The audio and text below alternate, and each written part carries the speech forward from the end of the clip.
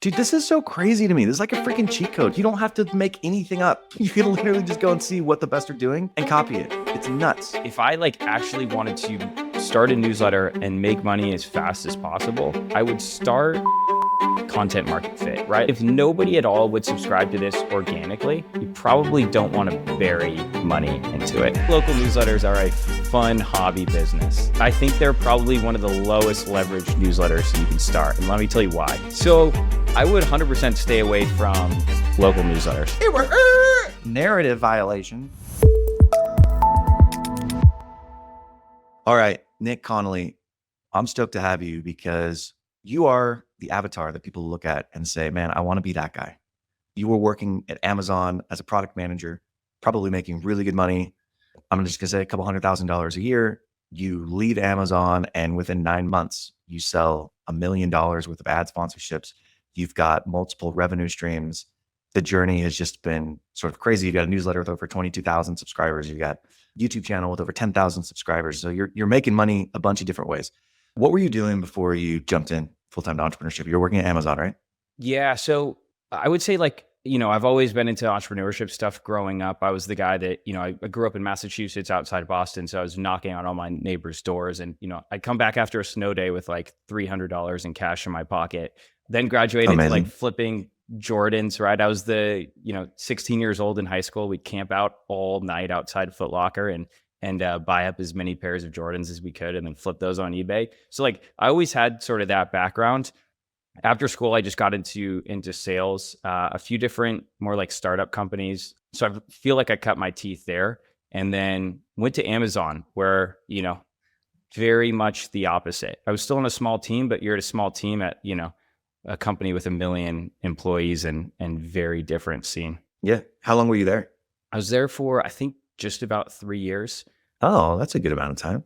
Yeah, totally. How much were you making at Amazon in your last year? It was high six figures. Well, high 6 figures. How do I say that correctly? Yeah. Like 200 grand? Yeah, just under. Like close to 200? Yeah, I would say that. Okay. You're obviously a hustler. I think there's different types of entrepreneurs. Hustlers are one type that I've identified, which is like, you're always just scheming, right? Like, could I buy something for $5 and sell it for $6? And oh man, how do I make a little more money? When you were at Amazon, did you have side hustles? Were you like constantly launching different things to see what was going to work? Oh yeah. Yeah, 100%. The thing that comes to mind is I started getting into newsletters actually when I was at Amazon. I think, just listening to Sean Purry and Sam Parr talk about the hustle and other newsletters, that originally got me interested in newsletters. I started writing on Substack probably like 4 or 5 years ago. Yeah, like around the time I was in Amazon. And I had read this article from Tyler Dank at the time about how Morning Brew grew like 30% of their subscribers through referral programs. Now there's an issue because Substack, one, they had no API access, so you couldn't build external tools to use a referral program, and they didn't have one themselves. So I was like, oh, I should build a referral tool for Substack, and everyone would want to use it. So I met my co-founder engineer on Reddit. He was an engineer at Google at the time, and we built it. And it was not successful. We sold it for like $6,000, but it got my toes dipped in the water, and also technically my first acquisition, right? I can say that. So for people who are listening, you probably know what newsletters are, but I'm just going to like high level overview. Anybody who has a business or who has an audience, they're dependent on these platforms to reach customers or potential end users. And so if you've got a lot of followers on YouTube or you've got a lot of customers, you're reliant on the algorithm that those platforms generate in order to reach people. So one change in the algorithm and all of a sudden you're not able to reach them. The reason that newsletters are so popular is because it removes that friction. If I have someone's email, I can go to them directly and I don't need to rely on Google to decide whether or not my post was good enough. So these have become more and more popular for people who are trying to go directly to end users. Newsletters are growing like crazy. Tyler Dank started a company called Beehive. I think they just reached $30 million ARR. I think that's right. Like where they are, probably a 9-figure valuation. And it's only becoming more and more popular because ad dollars are shifting from traditional legacy media to these niche media plays where they can actually put dollars to work and get the return out that they want. What you're saying is you saw this opportunity in the newsletter space to help other newsletter operators grow through a referral program. So you built this tool. Obviously, the tool flopped, but out of that, the thesis of newsletters stuck for you. You're like, no, I need to stay in the newsletter game. Yeah, I was just like, something about newsletters I was like addicted to. I was like, oh, this is like the most straightforward path I've ever seen in like a business, right? And now getting into it, it's not straightforward, but like the 3 steps to making money with a newsletter is essentially just you grow an audience. So you have an email list that advertisers are interested in reaching. You send them good content so they open that email, and then you sell ad space to advertisers that want to reach that list, right? So like, Right. It's like, oh, I can understand that. Anybody can understand that. I can explain that. I can explain that to my mom, right? It's pretty simple. Executing that, I would say, is a different story, but like the concept in itself is very simple. High level, I would say there's like 4 different types of newsletters. There are geographic newsletters. So it's like local newsletters become super popular right now. In many ways, think of it as like what the old newspaper was. So like the want ads or the classifieds or what people would advertise, it's kind of replacing the newsletters. So there's local newsletters, super hot. There are, I would say, demographic based newsletters. So it's like newsletters for men or newsletters for women or dads in their 30s or whatever else, like hobby, demographic specific newsletters. And then there are brand related newsletters, like personal brand, people who have audiences, maybe that people are following them for specific reasons.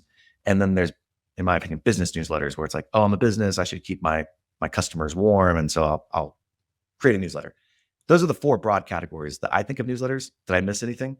No, I think that's pretty solid. Yeah, I think you could like take those and put them in different categories if you wanted to, but like overall, you could definitely classify pretty much every newsletter into those 4. Local newsletters have been super hot. Everyone's like, oh, I could start a local newsletter and make a ton of money. And I've had a couple guys who've come on here that have started local newsletters and they're doing great. Talk about the economics of newsletters really quickly before we get into, I guess, the specifics.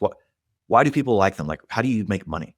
Yeah, totally. So the way that most newsletters basically grow an audience or build their asset, right? So you could look at a newsletter in that like the whole entire asset of the business is that list of people that are looking for your content or that you can send advertisements to, essentially, right? So the way that a lot of people, most large newsletters will grow their email lists is through paid acquisition, right? So this is setting up Facebook ads, paying $1 to $3 for someone to click on that and then subscribe to your newsletter. And then you have that audience that's expecting that newsletter from you. Then you can go to advertisers and based on a CPM rate, right? So CPMs are anywhere from, call it $10 all the way up to, I've seen hundreds of dollars per CPM, which is essentially the cost per mil or cost per thousand.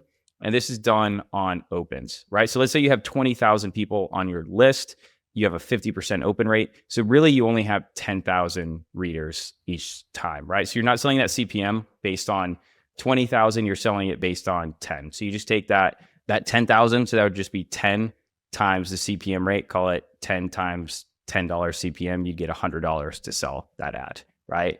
B2B is going to be much higher than that, anywhere I've seen like 100 to 500 CPM. Your consumer or maybe local, we can talk about local later, but your consumer is probably going to be closer to like that $20 range. So that's how most newsletters make money. You also have like paid subscriptions, right? So if it's really high quality content, people want to subscribe for, call it $5 to $50 a month to read that content. That's another way of doing it. Or you build a business on the back of it, right? So let's say you run an agency for marketing, you get marketers to sign up and you sell them a service on the back end or whatever product you sell to them. So video is cool, but I have what scientists call a face for radio. And so what's even cooler is long form audio via my podcast and my newsletter, Nikonomicspod.com. Go there for free, subscribe to my newsletter. It's 1 email per week. It's super tactical. And then go to my audio podcast. I do 3 to 5 episodes a week, depending on how curious I am. And it's stuff like this. It's all free, no sleazy sales pitches, Nikonomicspod.com. Yeah, the only other thing I'd say is affiliate, or you have an affiliate agreement where somebody sells through you. And for everyone that they click and buy, you get a certain percentage for. Okay, so you looked at this and you're like, dude, newsletters are freaking cool. I'm going to start a newsletter. What did you start?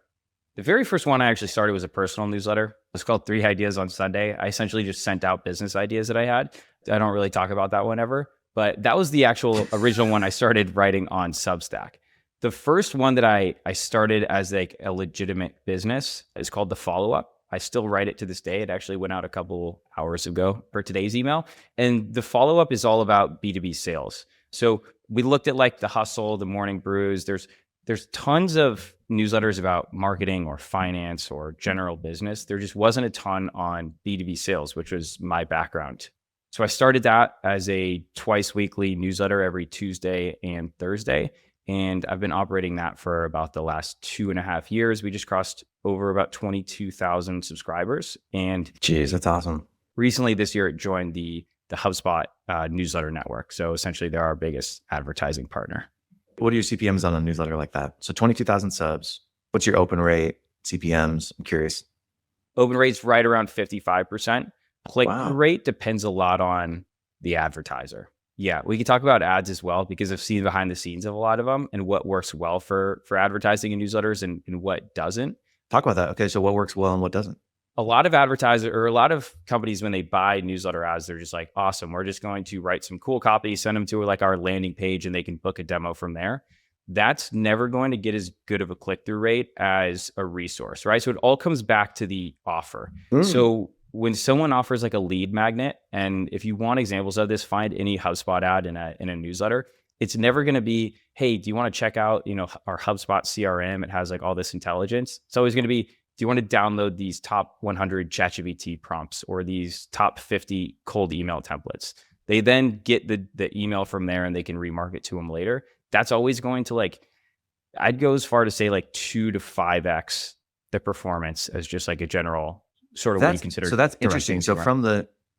from the ad buyer's perspective, HubSpot in this example, or me, let's say I wanted to grow my podcast and I'm going to go find someone who has a similar audience to me and, I'm going to go to their newsletter. You would think, it's going to 22,000 people, open rate's 50+%, click-through rate's going to be X. Cool. As long as I have something that's like quippy or eye grabbing, they're going to click through and they're going to subscribe because there's overlap there. But really it's about the lead magnet. It's like, why does the offer matter so much more than just the copy? It's always about the offer, right? Whether you're sending a cold email or anything like that. This is why, when cold emailers originally found out, you probably still get cold emails like this. Like, hey, can I send you a 2-minute video that I made of you or made for you custom? Like that worked way better than hey, are you available for a 15-minute call, right? It always comes back to the offer. So I said lead magnets and resource downloads, but it could also be the follow-up readers get, 500 free credits if you sign up through this link. The audience just wants to feel there's an offer there, that there's a reason that I should click on this. They're not just trying to sell me something. I kind of have this theory that I've been working on for a while where I think that everything's built on trust. Anybody who's listening to that is like, "Duh, really? Everything's built on trust?" But hear me out. Any purchasing decision, any switch, listening to this podcast, right? If you want somebody to do something, they have to trust you. They have to say I'm going to listen to Nick because he knows how to grow a newsletter as evidenced by X, Y, and Z. Or I'm going to listen to, me, Nick, because he's bought and sold businesses as evidenced by X, Y, and Z. So in my mind, you need that level of trust before somebody will make a purchasing decision. That's why there are these metrics where it's you have to have 7 touches with somebody before you close a sale because they need to get to know you and get a feel for you and trust you before they spend their dollars. And I wonder if the lead magnets, and again, I'm sorry, people who are listening are like, no doy. But it's the lead magnets are kind of a cheat code to building trust. Because if I create a lead magnet that's really valuable, it's, hey, here's a template for valuing any business. And I give it for free. Immediately someone takes that, they use it, and they're like, oh, this works. Nick must know what he's talking about. I'm going to go click through, right? Or if you create a lead magnet of here are the top 10 newsletters that you should do in your industry. And I click it and I read through it and I'm like, oh, Nick Connolly knows what he's talking about when it comes to newsletters. Trust is automatically built. Therefore, there's a higher likelihood of a purchasing decision being made in your favor. And again, that's the first time I've really vocalized it like that, but does that make sense? I think it's spot on. I think the perfect example of this is Alex Hormozy probably arguably has the most trust of any business influencer on the internet right now. So whenever he tries to go sell something like his book, it's just a blowout event and everyone's buying it, right? Because he's built up so much trust with his audience that just when you see his videos, you automatically know this guy's going to give me a ton of value and not ask for anything in return right now. Sorry, I'm thinking of it from the advertiser's perspective now. And, business owners who are trying to figure out how to grow their business and they're doing pay-per-click and they're doing SEO. That one shift in your mindset, hey, what's a lead magnet that you can provide for people? I would test that. I think it might translate to more sales. If you're doing pay-per-click on Facebook and it's like, here's my offer versus here's my offer with a lead magnet, the lead magnet offer has to outperform that, I would assume. So anyways, I just think that's a really interesting perspective to think from. For you in your newsletter, so as you bring on sponsors, do you tell them that? Are you like, hey, it's actually going to work a lot better if you have a lead magnet? Yep, absolutely.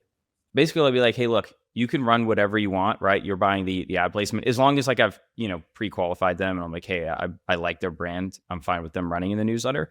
It's like, hey, look, you can run whatever you want. Sometimes they have like a big launch coming up and they're like, yeah, we need to use this ad placement, right? Because it all comes back to like, there's someone on the marketing team buying that because they have a specific goal that they're like, goaled out, that they have to go back to the CEO and say, this is why we're making this purchase. But it's like, hey, look, if you just want to like deliver the most clicks and most leads possible, like this is what you should do. Now, if you don't want to do that, if you just want to drive traffic and show that you got traffic to a landing page about your new launch, that's totally fine as well. But like, if this is the metric, here's what you should do.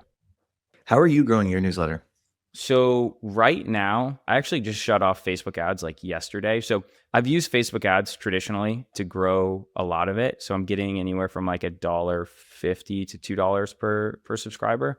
And when you do that, $1.50 to $2 per subscriber, are you including a lead magnet or no? No. That's just like an iPhone Notes app or like an app screenshot, right? If you go to actually newsletterads.co, it's a website that I built. It's just like I think I built it on Card. It's just like links to the Facebook ads library. But if you want to see like all of the ads that a big newsletter is running right now to grab subscribers and basically just want inspiration, just go there, click on any newsletter that you look up to or maybe is in your niche, and then scroll to the bottom to find the ad they've been running for the longest.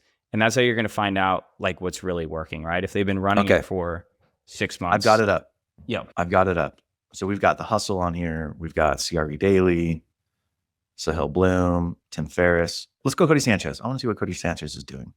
So I click on Cody Sanchez and these are all the Facebook ads that she has been running in order to get subscribers to her newsletter. Yep. And these you built could this? be for... How did you build this? Yeah. I mean, I essentially just opened up Card, put a landing page, and then it's just links to the Facebook ads library. So you could search any other newsletter. So you can see like in the search tab right there, it says Cody Sanchez. Any newsletter you want to look at, like you go to TLDR, Morning Brew, you can find any newsletter you want. That's what you should use as inspiration, right? So it's like, you don't have to reinvent the wheel, nor should you. You should just see what's working. Go back as far as you can, find out the ad they've been running for a year because it's still crushing, and use something similar to that. Broadly speaking, I can come here and I can just look at what ads are working for them. This is freaking awesome. Yeah. I mean, it's like the best place to start, right? It's like, don't take a guess, just know. And like, when you first get started, you don't have to worry about like making a video like that. I would just get started with like just image ads. That's basically what's worked for me. Like sometimes the videos take a long time to produce, and like if it flops, it feels like a waste of time. So like, just get started running these. A lot of newsletters use these. So it's basically just like take a B-roll video of like a skyline and then put text over it, right? So it shows up. This is Hauk's newsletter. I don't know who they are. Or called Founding Journey. Yep. So it's all about like startups and raising money and things like that. And this is one ad that they've been running since March 8th, 2024. So a year and a half-ish. And at my last startup, we raised $15 million, including a Series A from A16Z. I created a free pitch deck template crafted to help founders clearly present their startup values to investors. Click below to download for free. That was my voiceover. But it's against the New York skyline. It looks great.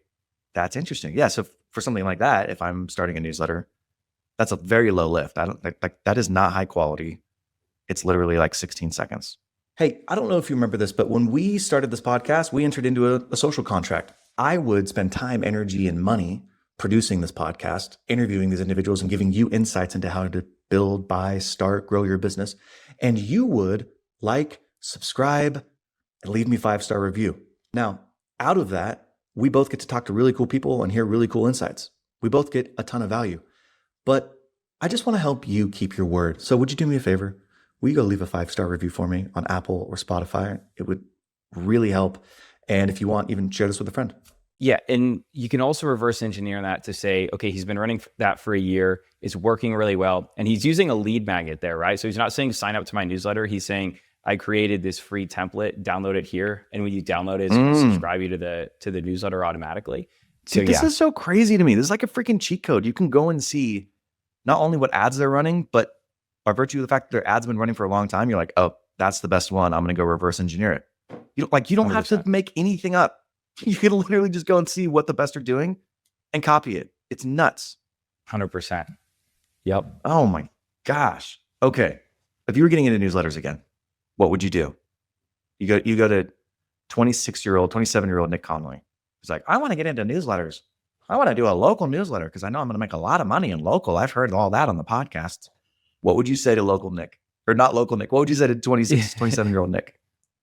So I would 100% stay away from local newsletters. I say that as someone that owns a local newsletter. The record just scratched. Yeah. Narrative violation. I just lost all my friends on Twitter. Yep. I think local newsletters are a fun hobby business. I think they're probably one of the lowest leveraged newsletters you can start. And let me tell you why. When you try to go sell an ad to like the local real estate shop or to the local pizza shop or landscaping company, like that is playing business on hard mode. When you send like a $15,000 invoice, like a B2B company, and like it's just a line item for them that like a rounding error, that is a much easier sale to actually like make real money on. Now, the local newsletters are much more approachable, right? Because it's like, oh, I can run Facebook ads to people just in my town. It's actually really cheap to acquire subscribers. I think our average subscriber like CPA is like 22 cents for the local newsletter, which is awesome. We built a list of like 10,000 right away. But having conversations with these local businesses where it's like, hey, it's going to cost you $500 a month. They're like, $500 a month. Like, are you kidding me? That's like our entire marketing budget. It's like, those are the worst type of customers, in my opinion, to work with. So like, if I was restarting, I would stay away from local newsletters. Now, if that's like a hobby project you want to work on or like experiment with, I think that's totally fine. But if you expect that you're going to make like $1 million or have like $1 million exit from a local newsletter, like I think you should probably look somewhere else. So I'm going to say it a different way. It's not that you would stay away from local newsletters. It's that you would stay away from low ticket advertisers. For the most part, local newsletters are going to be lower ticket. B2B sales are going to be higher ticket. So is that probably a fairer characterization? I think it's low leverage. Like, and I think the way to look at this is like, there's one local newsletter that I know of owned by like 6 a.m. City. And I think they do just crack 7 figures a year. And that's the like largest local newsletter that I know of. To me, like if that is the pinnacle of what you can get to, that doesn't seem like a very high leverage business. Now, like I could go on and build a list of like 10 B2B newsletters that are making over 7 figures on like crazy margins right now. And arguably they probably work less hard, right? Like that's what I mean. But you know now how much they make, right? But if you're just starting out and you're like, I want to pick a newsletter, how would I even find out what I could make, right? Like there's this saying in tech where it's like, what's my TAM? What's my total addressable market? Like how big could my business be? How would you even go about identifying that? Obviously you've gotten to B2B, but how do you find out the CPMs that are average in those industries? How do you find out what an advertiser is going to pay? Where do you go? Yeah, I think you could look at like other media channels and like who's already advertising, right? So the issue with local, right, is a lot of those people, like local businesses, maybe they've advertised on like a billboard or like bought Google ads before. They've never done it in a newsletter, right? So like look where companies are already spending money in newsletters. That's the easiest sponsor you're ever gonna sell is when you reach out to them and say, hey, I noticed that you're running ads in this newsletter. We have a similar audience. I agree. How do I do that though? How would I find out a company's running ads or not? You got to look Google? in those newsletters. No, you gotta go out, subscribe to every newsletter you can find in your niche, right? If you're interested in a Okay. niche, that's what you're looking for. So the real first thing though is like you want to look at a niche that you're actually interested in, right? Like I can't go write a newsletter about finance because I'm not into finance. I have no background in finance. Start with your background. What niche are you in? What are you most interested in? What do you want to go learn more about and actually be able to write about every single week? So that's where you start. You go subscribe Okay. to every newsletter in that niche. You find out what they're talking about. You find out who the big dogs are in that category, who are like just coming up and who you can like befriend and become friends with and learn from, and figure out like who's advertising in those newsletters, right? Who's showing up every single week, who's spending a ton of money in there. And the way that you know if like newsletters are working is like if you see that advertiser show up in that newsletter a lot, right? If they show up one time and they never show up ever again, probably didn't get an ROI, or it was just like a one-off buy, right? If you see like an advertiser showing up in one newsletter over and over and over and over, there's a reason behind that, right? Because it's performing well. That's where I would start. But even like, let's rewind a little bit. And before I'd even do that, I would try to do some freelancing or find a way to work with someone that's already has like a successful newsletter, right? Like you're just going to shortcut all those learnings, figure out like what they're doing that's successful. And like, that's the actual first way to make money in newsletters is to provide a service to Well, newsletters. to me, it sounds like what you're saying is if you want to get into newsletters first, what are you interested in? Where is your skill set? It's like starting a business, right? It's like, okay, well, I want to start a business. What should I do? The best way to make money is to do something that you already know how to do. Don't, if you're an engineer, don't all of a sudden try and start a fitness brand necessarily. Maybe there's exceptions, whatever. But go and subscribe to all those newsletters. And like you said, identify who are the up and comers in the space that are writing content, who are the brands in the space that continue to spend, and then befriend those people who are up and comers and probably offer your services in some way. Hey, dude, I've been working as a tech salesperson for Google for the last 3 years. I'd love to just write once a month an op-ed on like my best sales practices. Is that cool with you? And you're going to say yes because you're like, always need content. And they're going to get experience of just understanding how to write for a newsletter, how it works on the back end. They're going to build a relationship with you. And then over time, you get to the point where you can kind of spin off and start your own newsletter, but get in the game effectively by consulting or doing some work for newsletters that are already existing. Is that what you're saying?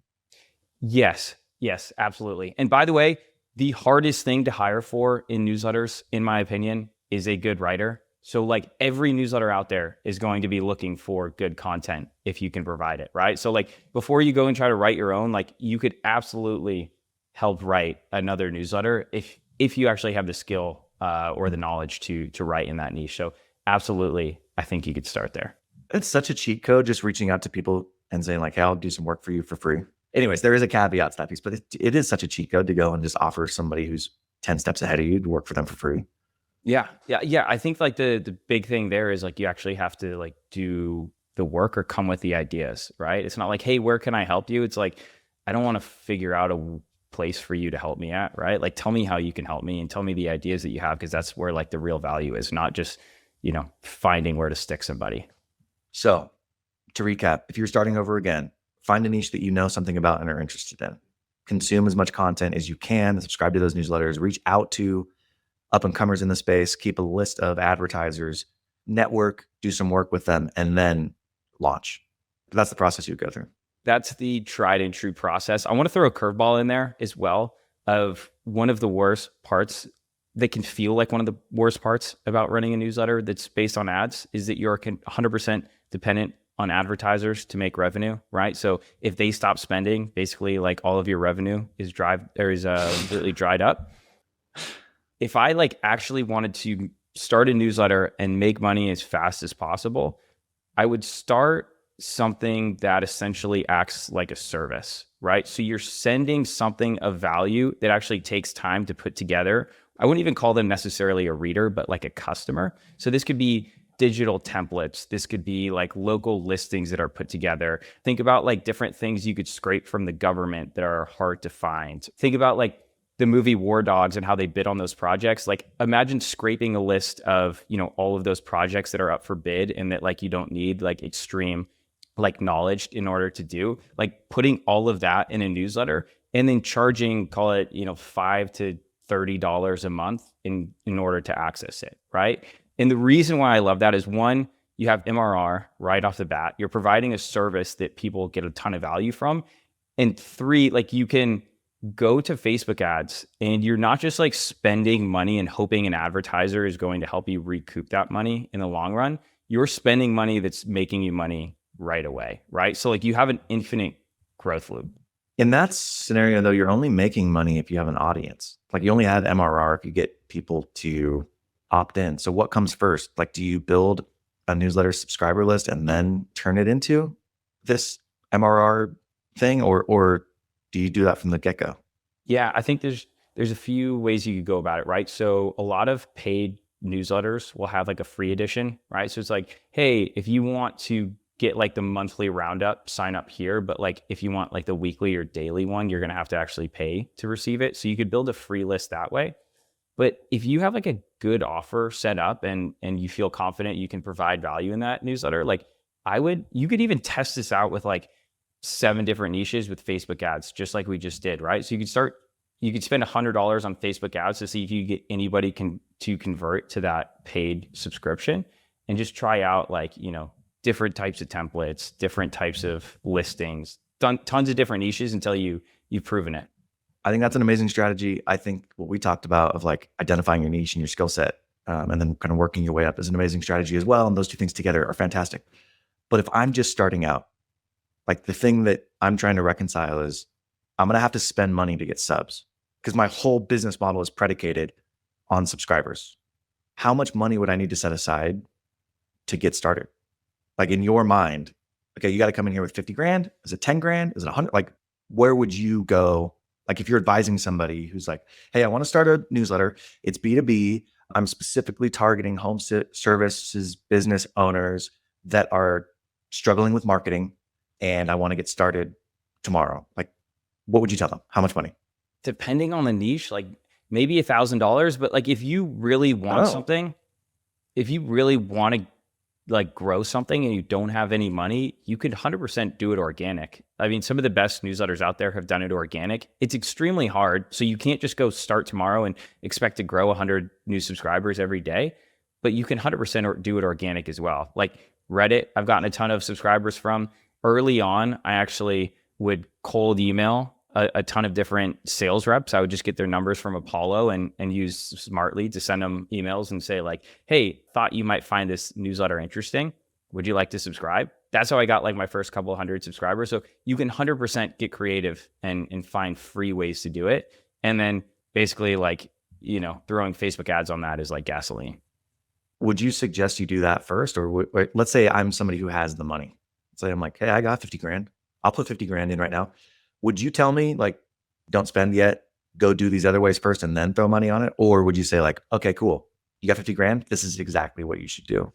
I would try to build up an organic base first. Basically like content market fit, right? Like if nobody at all would subscribe to this organically, you probably don't want to bury money into it, right? Most of the best like newsletters start organic and then they throw Facebook ads on the mix to like really grow, because Facebook ads is the one channel where it's like you put $1 in, you get 1 subscriber out. That's impossible to do with organic. You're just chasing that next like viral post that's hopefully going to send you more subscribers. So like, absolutely, I'd start organic, at least a few hundred subscribers, and then push the okay, what platform would you go and start organic on? Like, where's the best platform for organic newsletter subscriber growth?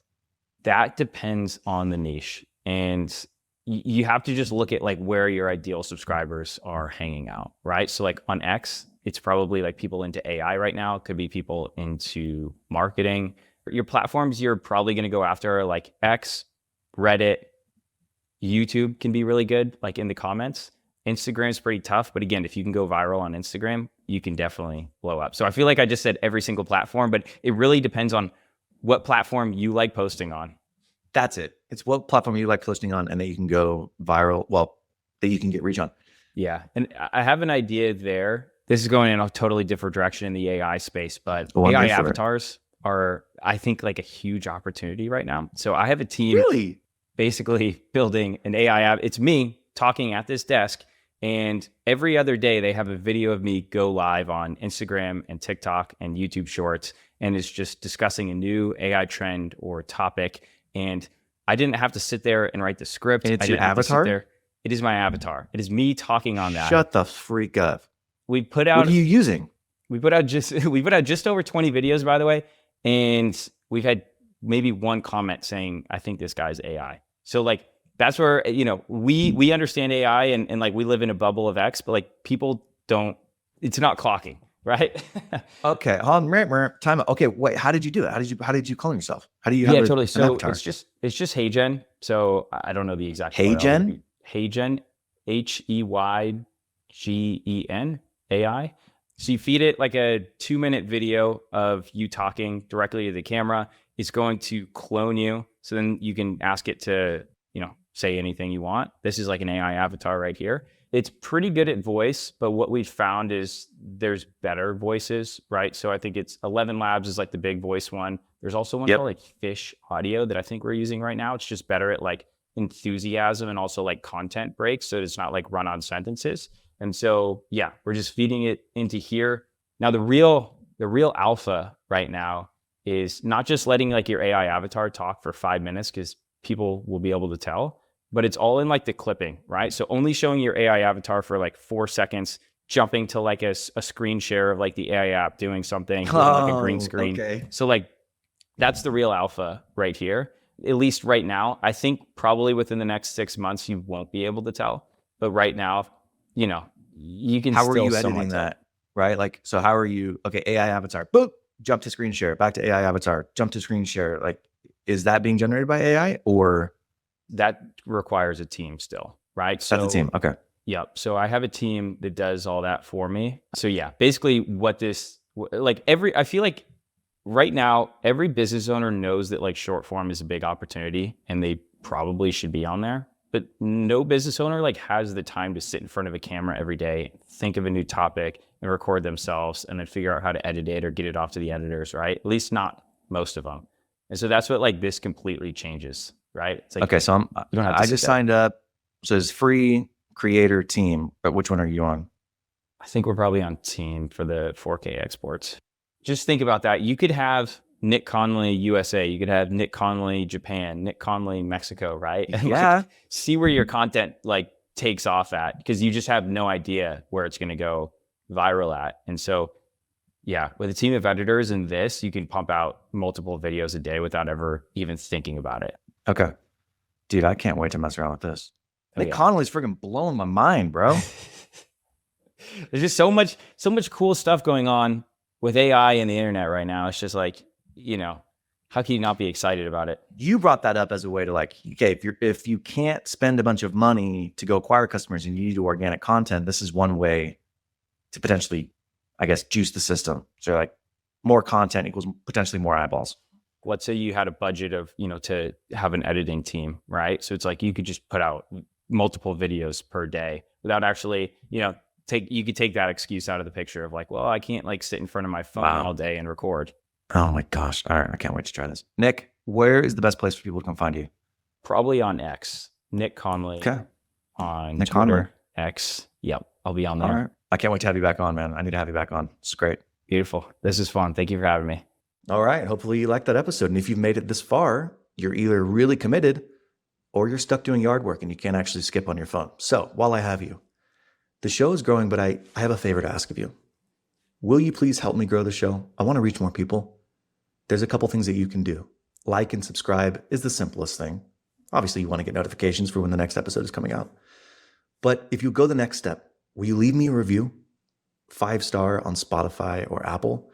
What that does is it tells the algorithm that, oh, hey, this is a high value podcast because more people are leaving reviews for it, and it then pushes it out to more people. So that's why when people are like, will you like and subscribe and put a 5-star rating? It's not just to make themselves feel better. It's actually to get more exposure for the show. So if you do that for me, I would greatly appreciate it. And I'll see you next time.